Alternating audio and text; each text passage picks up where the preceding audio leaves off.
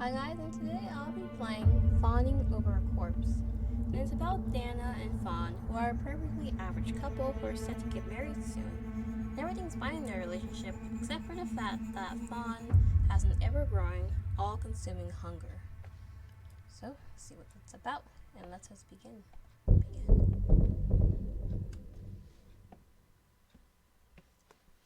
Fawn doesn't get up for midnight snacks. Once she goes to bed, she doesn't awaken until her alarm starts yelling. I'm the one who's the insomniac.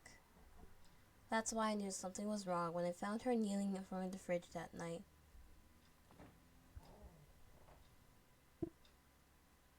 Huh? Oh god, it's what I think it is.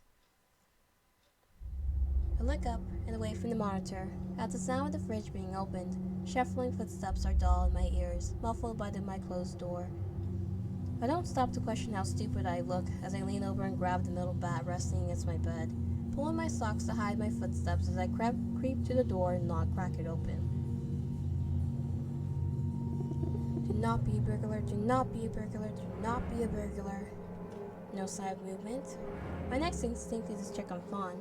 If she's woken up by this, I can barricade myself in her bedroom with me as we wait for the cops to come. Two women against an unknown apartment burglar don't stand a chance. Even I'm smart enough to know that. I wish I didn't drop out of those martial arts classes. It's stupid, fleeting thought, but one that has crossed my mind many times before. Being this weak and useless has always been a sore spot point for me. There's no better time to face this insecurity than while staring down the potential of a goddamn home invader in our apartment. Now with myself completely out of my room, I lean over and all but lunge over to Fawn's bedroom, slipping in through the door and gripping my phone in my other hand. Alright, all that's left is to tell her what's going on. I glance over to her bed, but it's empty. Fawn? Oh my god, where is she? Why isn't she in bed? She could be here. A quick inspection of her bed reveals to me that the mattress is still warm, and the edges of her blue comforter turn inwards. That can only mean she's out there. Okay, we have options that I need to save. So we go to the kitchen, wait for Fawn, call the cops. Oh, I can't see.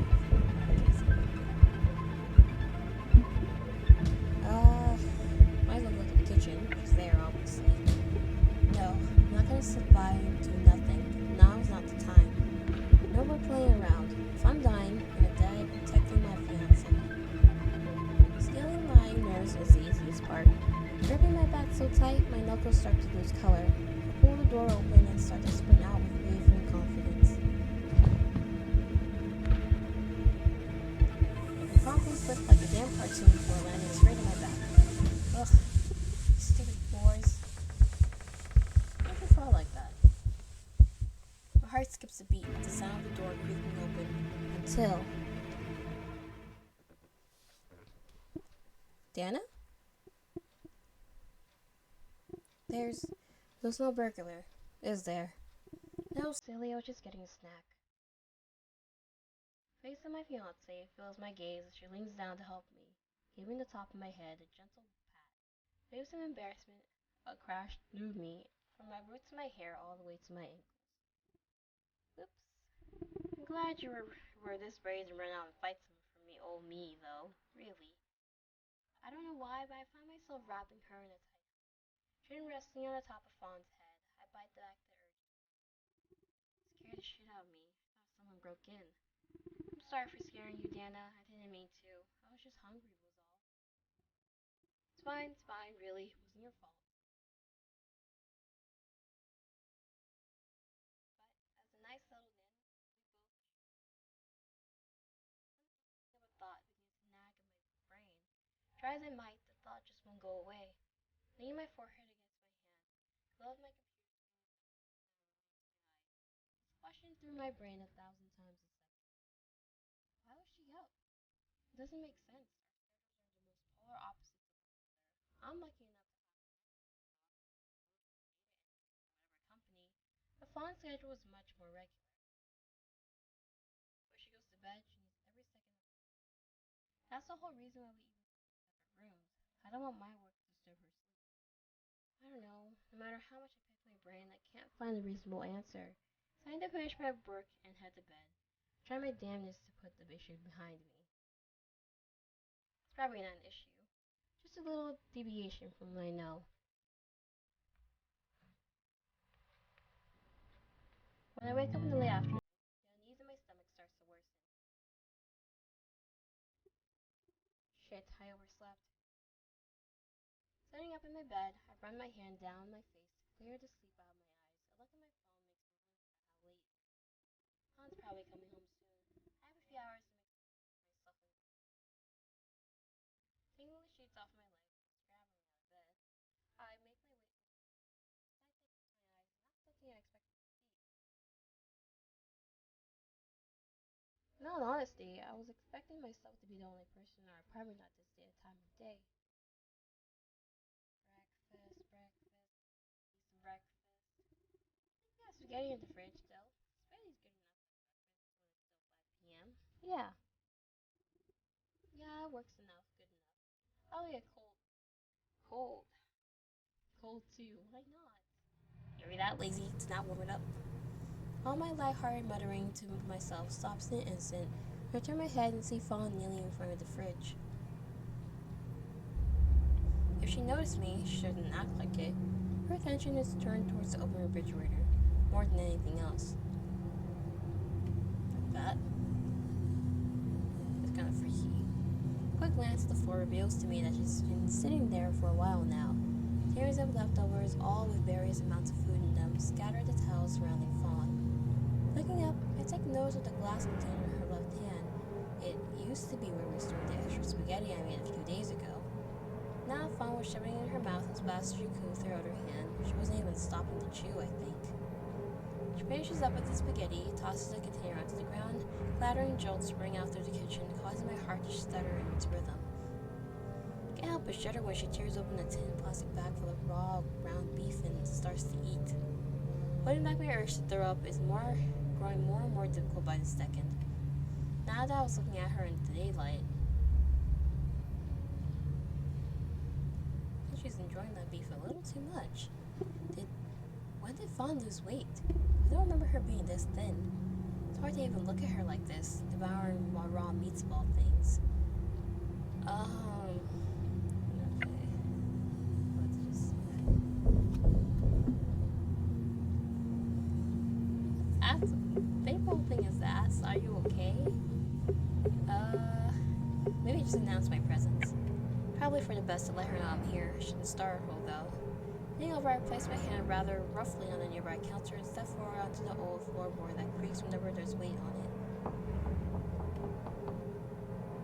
To my surprise, it seems to actually snap her out of it.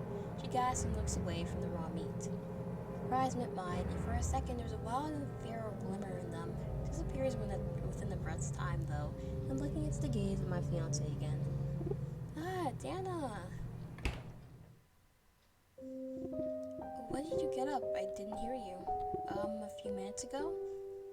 Fire is the first to look away, instead turning my attention to the carnage scattered across the ground. Not a word is uttered between us for what feels like ages. Fawn speaks up first. I'm sorry about the mess. I just got a bit hungry is all. I don't think that's just regular hunger. Don't worry about the mess, okay? I'll clean it all up.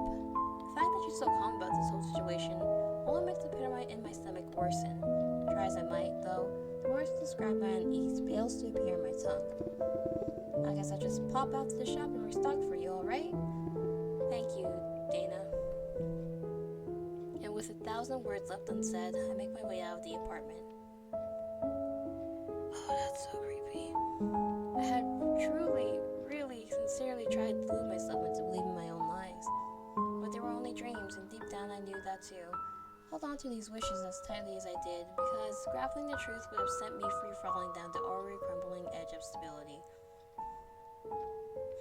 The truth that Fawn, my rock, my love, my dearest, was wasting away before my very eyes. Did everything I could, I really did. Tried so hard to bring Fawn back from the dark place that she'd been going down at a frightening speed. No one could say I didn't give it on my all. But she kept saying everything was fine, that she was okay, that I shouldn't worry about her. As the weeks passed, she kept eating and eating everything she could, grew kept losing weight.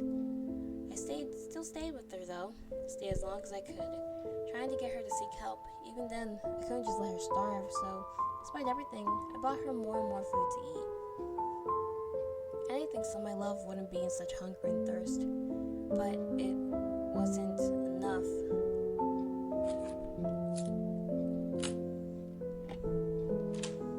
You guys have family? Fawn, I'm home. Struggling to hold the multiple plastic bags of food I bought from the convenience store down the corner, pushed the door closed with my foot and stepped inside. It's quieter than I expected. I left the house while Fawn was on the phone ordering a pizza, delivery specifically. Oh my gosh, gonna eat the pizza person. She was doing that a lot. When we didn't have any food in the house, she started ordering takeout. My bank account was starting to sag, but I'm doing it all for her, because I love Fawn. Because I love her, I'm not scared of her at all, even when she snaps at the littlest things. When I set the groceries down and take in my surroundings, I realized the smell of something is in the air. It's not cooking or anything, and it's clashing with the scent of pizza. Fawn? Fawn, where are you? Did she leave? Blinking once, I held my breath and tried to listen for her. Soft tearing and chewing noises are just barely audible if I strain my ears. Somewhere in the dining room. When I release my breath and look down, a floor covered in blood fills my vision. Whose blood is this? Muffling a gasp, I drop the bags onto the floor and start to back away, the blood seeming to coming from the fridge. Rivulets of crimson blood from the edges of the door and onto the ground. I look up at the sink. The sink only drips if someone turned it on a few minutes ago. Blood streaks line the stainless steel. What happened here? Okay. The sink, fridge, dining hall, look away. I think we gotta confront our fears here. Let's just look in the sink. Oh no, the fridge. What am I doing? Fridge. What the hell is in the fridge? A low, sinking feeling in my stomach only deepens as I advance over to the fridge. Even if Fawn confronts me about it now, I can act like I'm just putting away the groceries. Nothing. What? Absolutely nothing. Thank God, the slight sigh of relief has expelled from my chest. Guess I'm just on the edge. I know Fawn. She would never do something like that. Man, you see a whole pool of blood on the floor. The most empty fridge shines a harsh white light upon my face. It's bright and clean. Recently scrubbed it out after Fawn emptied it again. It's too clean. I looked down and realized that the blood wasn't coming from our fridge. It's pulling from the freezer. Oh no. Despite everything and me screaming to pull away and leave it alone, I kneeled down and opened the drawer. Well, I'm not surprised actually. What am I saying oh my god for? I already knew she killed the delivery person. The soulless look in the young man's eyes seared through all the flesh and bone in me, prodding straight into my mind. As if he's asking why I let this happen to him, why I wasn't there to stop. Dana, are you hurt? I don't even think to respond to Fawn, break into a mad dash for the bathroom and slam the door behind me.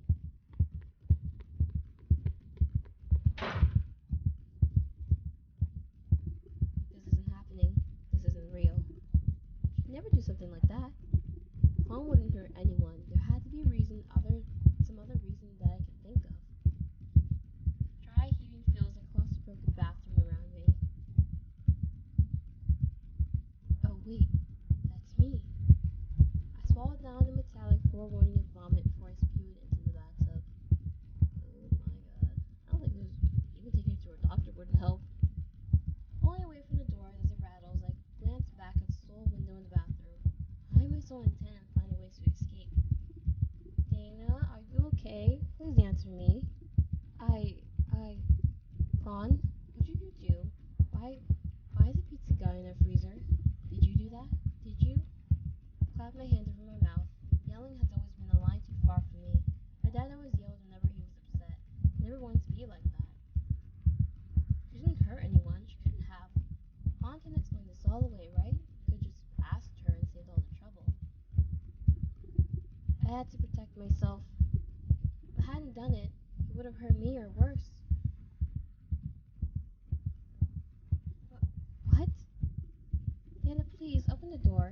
You know I love you. I'm not a bad person. All I wanted to do was protect myself. You, you killed.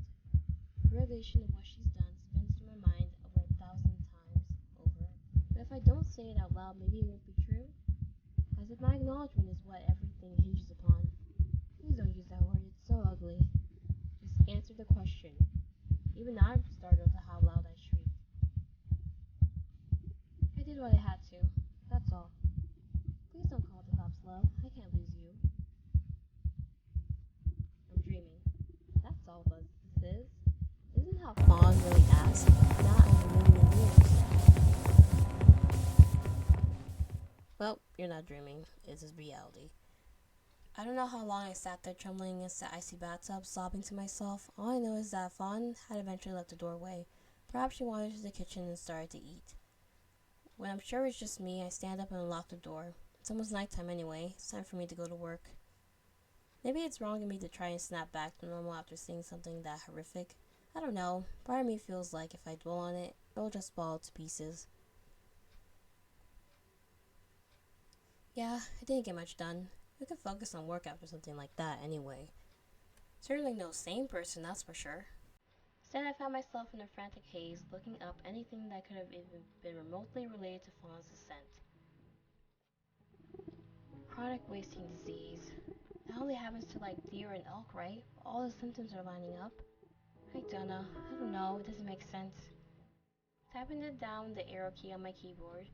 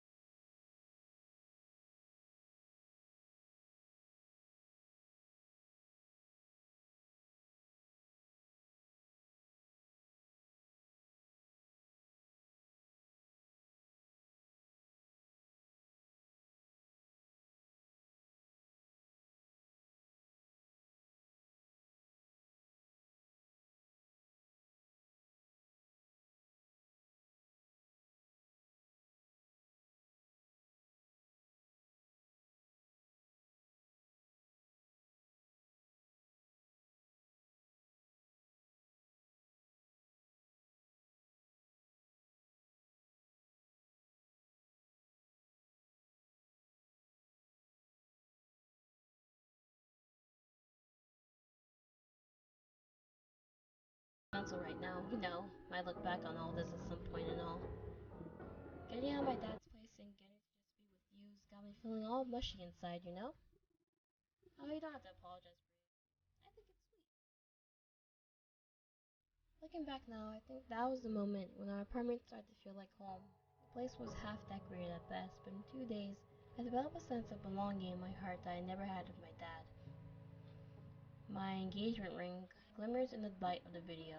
It's brand new. It's only been wearing it a few weeks beforehand.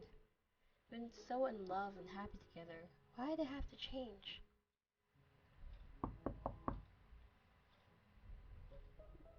Huh? Dana, it's me. Fawn? Wipe the tears from my eyes and close the camcorder. Standing up, I make my way over to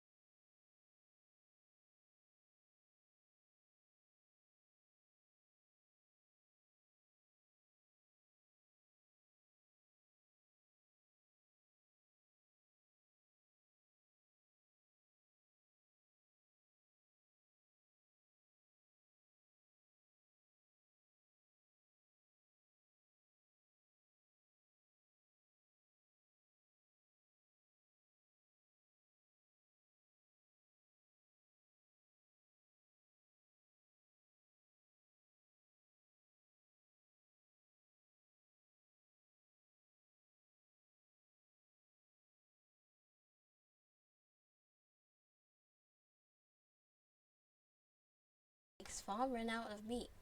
She knew it was coming. I did too. But then, though, I done everything I needed for a clean and swift getaway, pulled enough funds from my bank account, keep me afloat in a hotel for a few weeks, all the while keeping my head down and pretending nothing was wrong. I rehearsed my plans so many times. I was sure I could sleepwalk through each step with relative ease. As long as everything went to plan, then I should be safe and get Fawn the help she deserves. Right. 1 hour, 15 minutes. That's enough for her to get to work and stay there. If Fawn's even going to work still, I hope she isn't. I hope she's just walking to her parking zoning out or something. I feel horrible thinking about it, but I don't want her to hurt herself or anyone else. Pushing down the swirling thoughts into the darkest corners of my brain, grab my backpack and sling it over my shoulder. There's a few change of clothes, some immediate sentimental items, but apart from that, I didn't take much. This isn't my first time dropping everything and running when everyone's back is turned. All I hope is that it's my last. It's a conscious effort to loosen my grip on the note. I was going to leave her Fawn, wrinkle it more, and she might not have been able to read it. Swallowing the last bit of cowardice in me has become easier than I expected, because I know this is the right thing. With my phone now fully charged, I step out of my room and make the call to 911. 911, what's your emergency? It's my fiancée, Fawn. She's come down with something, and I think it's killing her.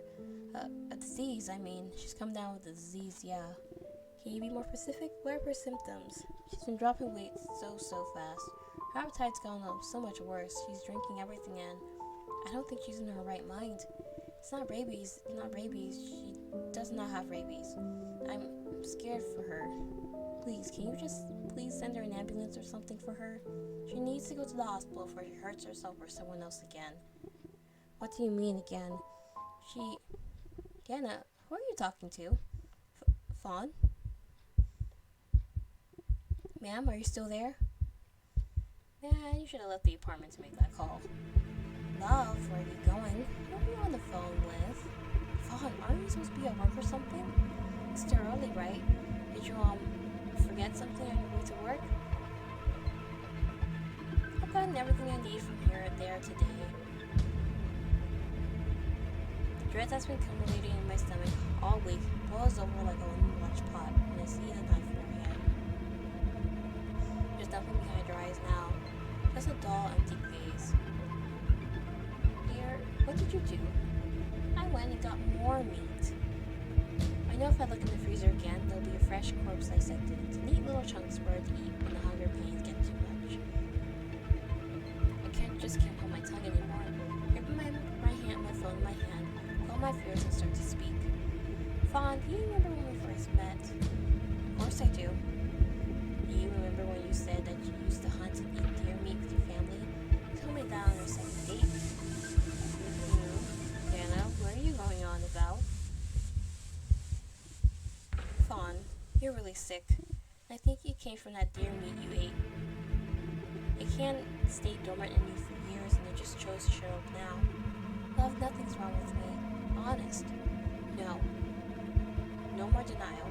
Fawn, this isn't okay. There is something wrong with you, and it's a disease that's making you kill and eat people. I'm doing this because I love you, Fawn, because you need help. You don't get it, do you? I'll show you. I'll show you nothing is wrong. She takes a step forward, and I take a step back.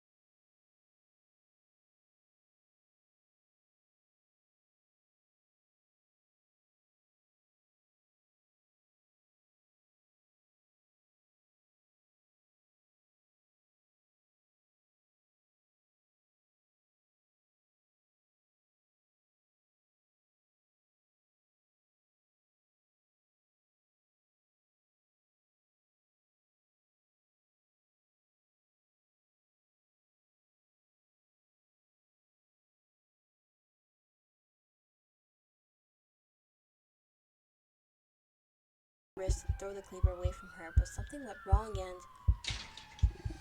Fawn stumbled backwards over the hip-high railing, and she fell.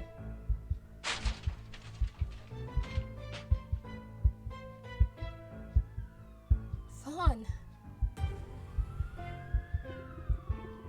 Despite everything I've been through, when I start to run down the stairs, I run to save my Fawn. I run and run and run and run until eventually I dash right into the arms of a police officer. He didn't take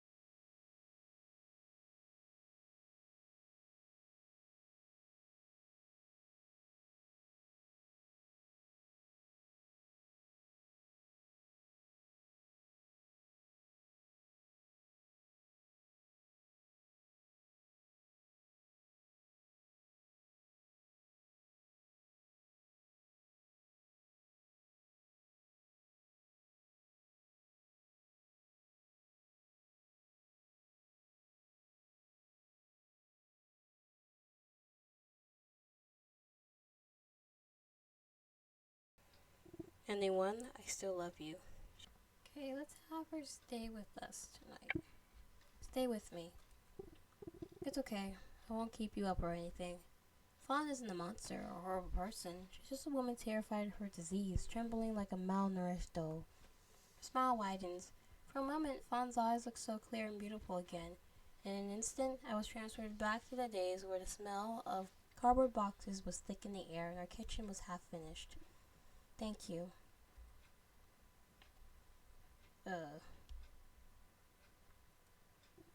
I love you, Dana. I love you too. And that's why I'm doing this, because I love you. Fawn must have been exhausted. She fell asleep the moment her head hit my pillow. The computer screen didn't seem to bother her in the slightest. She looked so peaceful like this. I smiled looking at her, smiling softly wrapped up in my blanket, that I made up my mind. I'd do anything for her.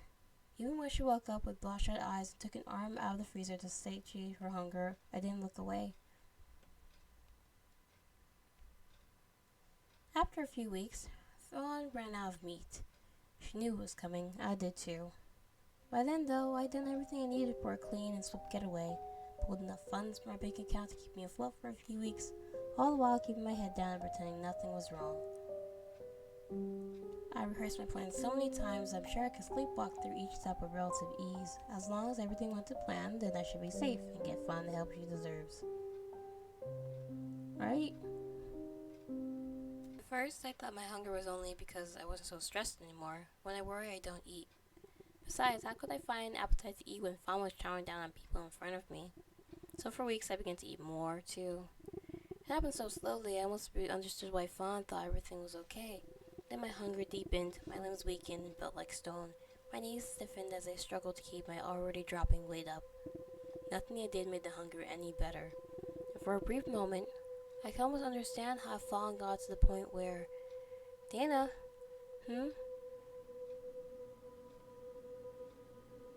What the? I started awake in a straitjacket. The lights that hang above me burn my sensitive eyes. It takes all my mental strength not to lean over and take a bite out of the man sitting in front of me. Is she lucid enough to be interviewed? I'm sure we can reschedule if it would be more convenient. She's stable enough. You might have to ask her a few things a few times before she responds, though. You're not in any danger, don't worry. Actually, Dana checked herself in before she got any worse. I did? Right, I remember. Dana, do you know what could have caused your disease? The kiss. Could you repeat that? When I kissed her, she gave me a piece of her love. As she loved me so much, she wanted me to eat with her too.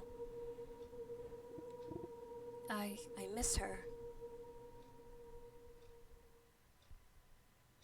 Ending 2, Gnawing Hungers. So let us look in the dining room. Why am I nervous? It's just Fawn is all. I'm going to talk to her. Of course, she would have a reasonable explanation for all of this. I heard her chewing, man. She's like chewing really loud. Fawn, are you in there? Oh, welcome home, Dana. Hi. The dining table is covered with food scraps. Dangling from Fawn's hand is a slice of half-eaten pizza, and I have a feeling the splatters of bread and the hardwood isn't tomato sauce. There's no glimmer of energy within her eyes. She looks exhausted and empty inside. It's as if the lights are on, but no one is mentally home. I saw the kitchen. What happened, Fawn? I only did what I had to. If I hadn't, he would have hurt me, or worse. It was self-defense. I don't want to hurt anyone. Fawn, what are you saying? Did you kill someone? That's a strong word. All I did was protect myself, nothing more. Ice runs through my blood, even through the dead summer heat. I don't understand what she's actually saying, am I? She doesn't mean she actually killed someone. Please don't worry about the mess. I don't want to burden you with the cleanup. I'll take care of it after I eat, okay? Yeah, sure. Is that really what she thinks I'm worried about? The mess? You think I'm a bad person for this, don't you? I'll open my mouth to say something, say that I don't, and I would never. Some part of me, terrified of the unavoidable truth, makes me to say what I'm really thinking. Fawn, I don't know what to think. That's the problem. I'm worried about you. I've been telling you, you don't need to. Fawn, you killed someone. His blood is all over the kitchen.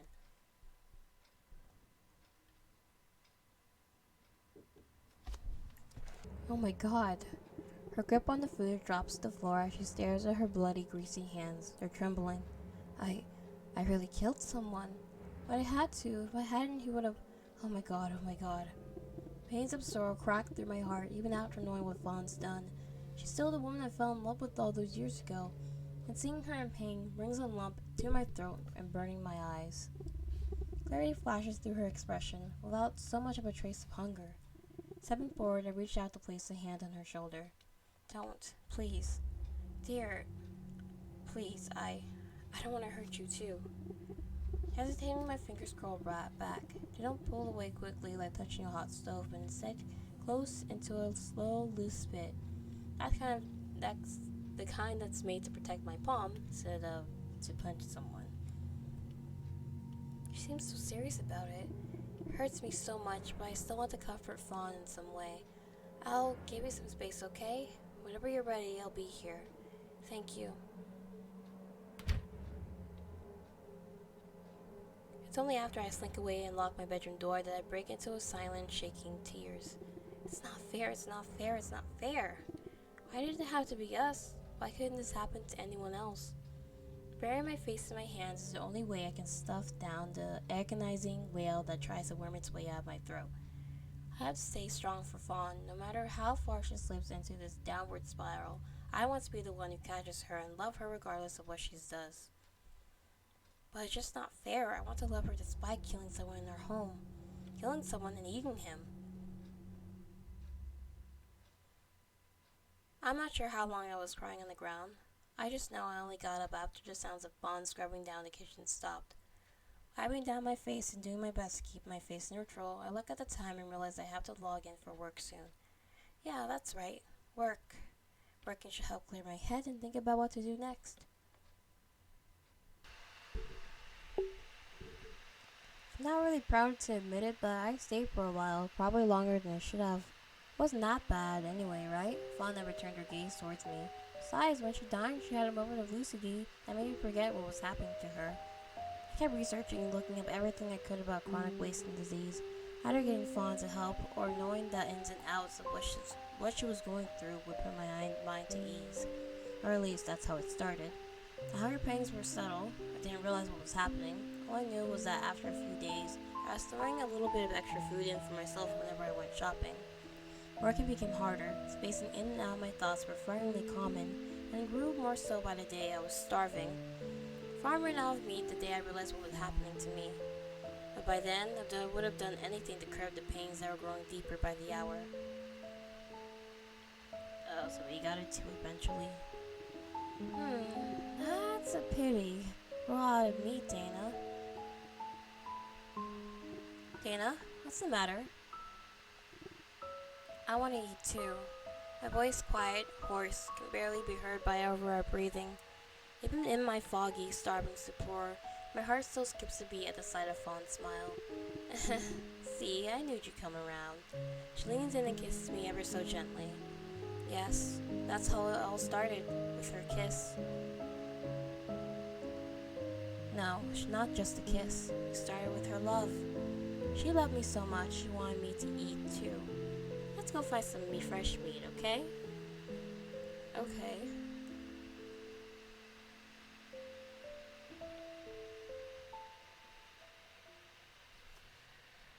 Ending 4, part of the herd.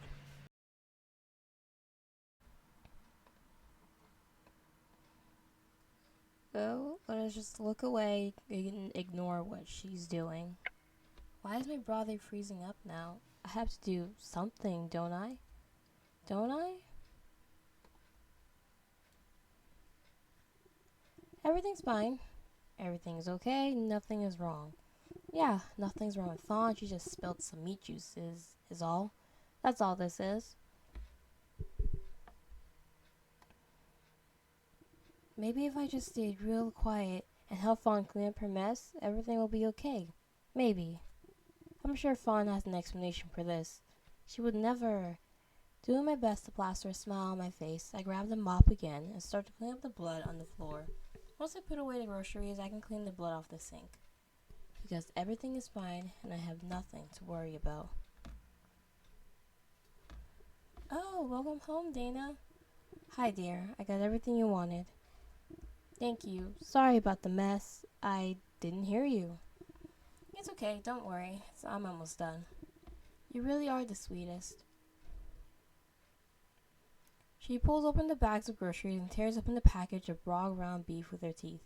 Every fiber of my resistance is put towards looking away and not saying a thing. I suck up all the blood I can and turn on the water. It's easier to suppress my dry heaving than it is to scrub the meat cleaver in the middle of the sink. Turn the knife over and over in my hand. I watch with an empty gaze as all the blood runs down the metal and into the drain. Questioning who it belongs to will only bring sorrow. You know, I would never hurt someone for fun, right? Oh, why does this keep happening? Yeah, I know. It was self-defense. I had to. If I hadn't, he would have hurt me or worse. I know you wouldn't do anything violent on purpose, like you said. Yeah. I love you, Dana. I love you too. Maybe if we play pretend enough, everything will go back to normal. I didn't have the heart to look in her eye until the next time. By then, I walked right into the kitchen to watch her tear through the arm of someone whose name I would never know. And this time I didn't look away. I didn't keep track of how much meat she had in the freezer. Maybe I hoped that if I kept my head down and I played along with everything she wanted, Fawn would snap back to normal one day. When she ran out, I helped her get more. I'm not proud of it, but I thought to myself, it's not so bad. I'm the one doing the deed. I was just a lure. Fawn was the one who swung the knife. And it was okay for a while, months maybe. We settled into a cycle of love, fear, blood, and guts. Every day I count how long it's been since we had to hunt. I pray that the days between our nights out would be longer. Funny, isn't it? Even if I don't keep stock of our supplies, I still counted it in a way by reminding myself of the days that passed between them. It usually took Fawn about 2 weeks to nibble on an entire snack. When 2 weeks became 3, I kept my hopes up. Part of me hoped that it was a sign of her recovery. If only I knew the truth. Dana, can you come here, please? Sure, honey. Pinning my elbow down on my knee to stop it from bouncing, I stand up and brace myself on the dining table. Fawn knows that I hate to watch her work. Even if it's beautiful in a horrible way, even if she's become so skilled. Watching her cut and dissect is like watching a painted create their own masterpiece. And there's a picture, there's a drawing of a deer or elk or I don't know, I can't tell right here. She loves me so much. She lets me hide in the other room and block out the sounds of chopping and screaming. Don't you live in an apartment complex? No one hears that? Blood splatter litters the room around us, and miasma of death thickens the air, like a putrid reminder of what Fawn just did. The freezer is packed to the brim again. Judging by the look on her face, she hasn't eaten yet. What's the matter, dear? You know I love you, right? Mm-hmm.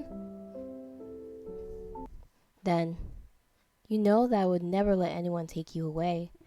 By the time I realize what's happening, she's already stepping forward, cleaver in hand.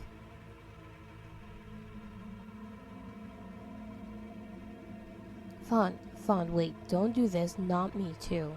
We'll be together forever. Isn't that wonderful? Oh.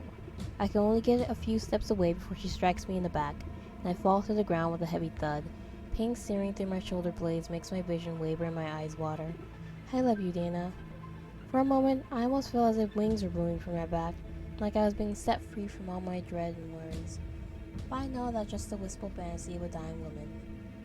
At least my Fawn wouldn't go hungry. Ending 3, in one swift bite. Oh, that just sat out of her way. Oh my god. Okay, and that is the end of Fawning over a corpse.